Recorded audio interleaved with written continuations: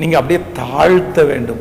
அப்படி நீங்கள் விட்டு கொடுப்பீர்களானால் கர்த்தர் வாக்கு கொடுக்கிறார், உங்களை நான் மறுபடியும் கட்டுவேன். இந்த 3 காரியத்தை நீங்கள் மறக்காதிருங்கள்.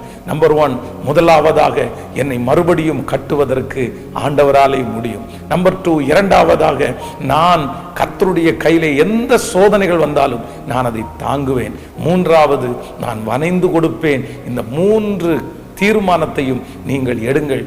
கர்த்தர் வாக்கு கொடுக்கிறார், நான் உன்னை மறுபடியும் கட்டுவேன், நீ கட்டப்படுவாய். நான் உங்களுக்காக ஜெபிக்கிறேன்.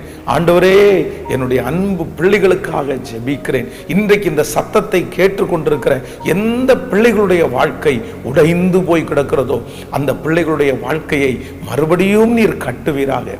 எத்தனையோ பிள்ளைகள் ஜெப குறிப்பை அனுப்பி கொண்டே இருக்கிறார்கள். கமெண்ட் செக்ஷன்ல அனுப்புகிறார்கள், ஆண்டவரே வாட்ஸ்அப் மூலமாய் அனுப்புகிறார்கள். அவர்கள் ஜெபிக்கிறதற்காக கேட்டுக்கொண்ட ஒவ்வொரு ஜெப குறிப்பும் பரலோகத்தின் தேவன் அங்கீகரிப்பீராக. அதற்கு ஒரு பதிலை கர்த்தர் தருவீராக ராஜா.